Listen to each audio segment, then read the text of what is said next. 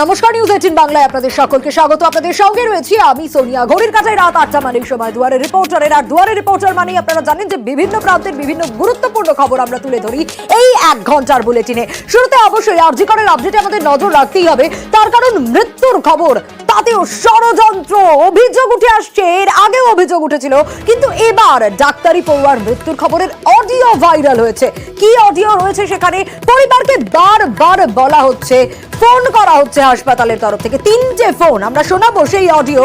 একদিকে প্রথমে বলা হচ্ছে মেয়ের শরীর খারাপ, তারপর বলা হচ্ছে অবস্থা খারাপ, আর তারপর বলা হচ্ছে আপনাদের মেয়ে আত্মহত্যা করেছে। 3বার ফোনে 3 রকম তথ্য পরিবারকে। কেন? নানা প্রশ্ন উঠছে, আসবো একে একে। তবে শুরুতেই শোনাবো সেই 3টে ভাইরাল অডিও। শুনুন। ওর একটু শরীরটা খারাপ হয়েছে, আপনারা কি একটু আসতে পারবেন ইমিডিয়েট? কেন, কি হচ্ছে? কি ওর শরীরটা খারাপ, আমরা ভর্তি করাচ্ছি ওকে, আপনি কি ইমিডিয়েট একটু আসতে পারবেন? কি হচ্ছে কি সেটা বলবেন তো? সেটা তো ডাক্তাররা বলবে আপনারা এলে। আমরা আপনার নাম্বারটা জোগাড় করলাম, করে জানালাম যে বাড়ির লোক হিসেবে আপনারা একটু তাড়াতাড়ি আসুন। কি হচ্ছে সেটা বলো না তুমি। শরীরটা খারাপ, ভর্তি হয়েছে হসপিটালে। ওর কি জ্বর হয়েছে? আপনারা একটু আসুন, জলদি চলে আসুন। কেন, খুব অবস্থা খারাপ? খুব অবস্থা খারাপ, হ্যাঁ খুব অবস্থা খারাপ, একটু তাড়াতাড়ি চলে আসুন। কি হয়েছে না সেটা বলো না। ওটা তো ডাক্তার বলবে, আপনি একটু তাড়াতাড়ি চলে আসুন এখানে। আপনি কে বলছেন বলুন তো? আমি অ্যাসিস্ট্যান্ট সুপার বলছি, আমি ডাক্তার বলছি না। ডাক্তার নেই হবে কেউ? আপনার মেয়েকে আমরা এমার্জেন্সিতে নিয়ে এসেছি, আপনারা আসুন, এসে যোগাযোগ করুন। ও কি হয়েছিল? কি ও তো ডিউটিতে ছিল। আপনারা জলদি চলে আসুন, যতটা তাড়াতাড়ি পারবেন। উনি সুসাইড করেছেন হয়তো, বা কিছু মারা গেছেন। পুলিশ রয়েছেন, আমরা হসপিটালে সবার সামনেই রয়েছি, ফোন করছি। শুনলেন 3টে ফোন আর 3 রকমের কথা। আর এই দিনই, ঘটনার দিনই আমরা কথা বলেছিলাম এই নির্যাতিতা তরুণী, নিহত তরুণী চিকিৎসকের বাবার সঙ্গে। সেদিন তিনি কি বলেছিলেন শোনাবো। সকালে বাড়ি থেকে এসে নাইট ডিউটি ছিল। আপনারা কখন জানতে পারলেন? সকাল 10:53 এখান থেকে ফোন করা হয়েছে অসুস্থ আছে। তারপরে আমরা বেরিয়ে আসছি, তখন আমরা বারবার ফোনে চাপতে বলে সুইসাইড করেছি।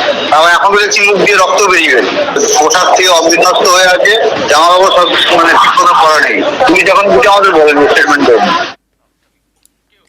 সেই সময় চেস্ট মেডিসিন বিভাগের প্রধান অরুণাভ দত্ত চৌধুরী তিনি কি বলেছিলেন শোনাবো। যে ফোনটা করা ছিল পরিবারের লোককে, এটা অ্যাসিস্ট্যান্ট সুপার ফোন করেছিল। অ্যাসিস্ট্যান্ট সুপার, এই একজনটা কে? অ্যাসিস্ট্যান্ট সুপার, সেই একজনটা আমি বলতে পারবো নাকি। পিজিটিরা তার বন্ধু বান্ধব হতে পারে, তার তো বাকি তারা তো সব কলিগ, সে কলিগের কাছে ফোন থাকতেই পারে। তার নামটা বোধহয় খুব সুচরিতা। 3টে ফোন, প্রথম শরীর খারাপ, দ্বিতীয় অবস্থা খারাপ, তারপরে মৃত্যুর খবর, আত্মহত্যা।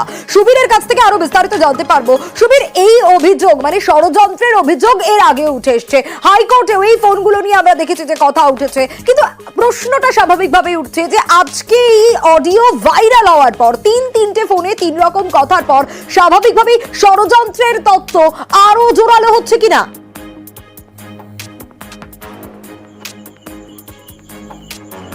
দেখো, একদমই ঠিক। এই যে 3টে ফোন এসছিল 9 তারিখ অর্থাৎ 9ই আগস্ট, সেদিনকে কিন্তু হাসপাতাল থেকে এক মহিলা কর্মী ফোন করে এবং নির্যাতিতা ছাত্রীর বাবা মার সঙ্গে ফোনে কথা বলেন। প্রথমে তিনি ফোন করে বলেন যে তাদের মেয়ে অসুস্থ, আপনারা হাসপাতালে আসুন। তখন তার বাবা প্রশ্ন করেন যে আপনি কে বলছেন? তখন সেই মহিলা বলেন যে আমি অ্যাসিস্ট্যান্ট সুপার বলছি, আমি কোনো ডাক্তার নই। তারপরে কিন্তু আবার একটা দ্বিতীয় ফোন আসে, সেই ফোনে তাদেরকে বলা হয় যে আপনার মেয়ে কিন্তু গুরুতর অসুস্থ, আপনারা তাড়াতাড়ি হাসপাতালে চলে আসুন। তারপর তৃতীয় ফোন যে আসে, সেই তৃতীয় ফোনে কিন্তু পরিষ্কারভাবে তাদেরকে বলা হয় যে আপনার মেয়ে সুইসাইড করেছে, আত্মহত্যা করেছে, আপনারা আসুন, আমরা এবং ডাক্তাররা আমরা এখানে উপস্থিত রয়েছি। এবং তারপরে কিন্তু যখন তারা বাড়ি থেকে গাড়ি করে যখন হাসপাতালের উদ্দেশ্যে রওনা হয়, তখন কিন্তু চতুর্থ আরেকটা ফোন আসে, যেখানে একজন পুরুষের গলায় বলা হয় যে আমি আরজি করের আইসি বলছি, আপনারা হাসপাতালে আসুন। এবং এসে কিন্তু চেস্ট ডিপার্টমেন্টে কিন্তু এইচওডির সাথে ডিপার্টমেন্টে আপনারা আসবেন এবং সেখানে আমরা আছি, আপনারা তাড়াতাড়ি আসুন। তখন তার মা তাকে প্রশ্ন করে যে আমার মেয়ে কেমন আছে, তার শরীর কেমন আছে। সেই জায়গায় প্রশ্নের উত্তরে কিন্তু সেই পুরুষের গলায় যে ভদ্রলোক কথা বলেন তিনি কিন্তু পরিষ্কারভাবে বলেন যে আপনারা তাড়াতাড়ি আসুন।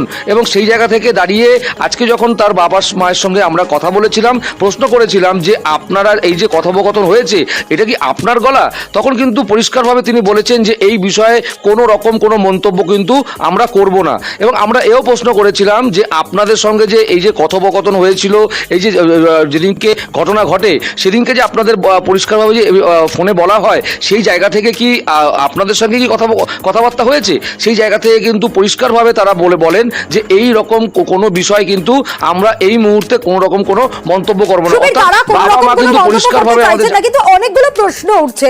একটা বিষয় প্রশ্ন উঠছে যে কে বা কারা এই কাজ করলো। এই স্বাভাবিকভাবে যখন এই ষড়যন্ত্রের প্রশ্ন উঠছে, ষড়যন্ত্রের তত্ত্ব জোরালো হচ্ছে, একটা বিষয় একটু জানতে চাইবো যে পরিবারের তরফ থেকে বা তদন্তকারীদের তরফ থেকে বা আন্দোলনকারী চিকিৎসক যারা রয়েছেন কোনো রকম কোনো দিশা পাওয়া যাচ্ছে কি কে বা কারা এই কাজ করতে পারে?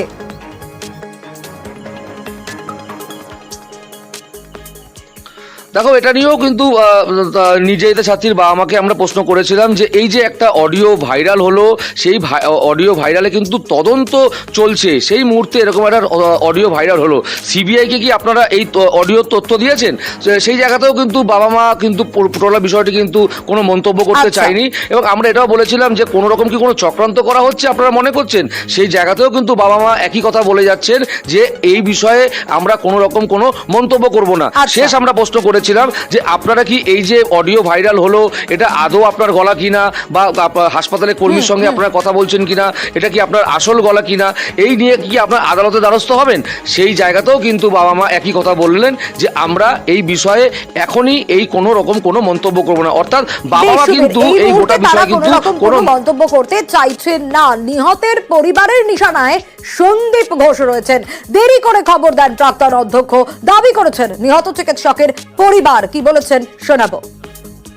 প্রিন্সিপাল প্রথম যখন দেখলেন তখন তো বাবা মামা হিসাবে আমাদেরই আগে প্রথম বলবেন, ওনাদের দায়িত্ব তো আমরা মেয়েটাকে ওখানে পাঠিয়ে আমাদের বললেন সেই অনেক বেলায়। এটা কেন হলো এটা তো আমরা ভাবতেও পারি না, ওনার কাছ থেকে এটা আশাও করি না, যেহেতু ওনার দায়িত্বেই আমরা মেয়েটাকে ওখানে ছেড়েছিলাম। ধর্ষণ, খুন, ধামাচাপা দেওয়ার চেষ্টা হয়, আত্মহত্যা বলে চালানোর চেষ্টা হয়। পড়ুয়াদের আন্দোলনে সত্য বেরিয়েছে, দাবি করছেন নিহত চিকিৎসকের পরিবার। আমরা তো প্রথম থেকে ডিপার্টমেন্টকে এই সমস্ত ব্যাপারে দায়ী করে আসছি। ডিপার্টমেন্ট ব্যাপারটাকে চাপা দেওয়ার চেষ্টা করছে প্রথম থেকেই। তো আমাদের সুইসাইড বলেছে, হয়তো সুইসাইড হয়েও যেত যদি স্টুডেন্টরা আজকে ঝাঁপিয়ে না পড়তো।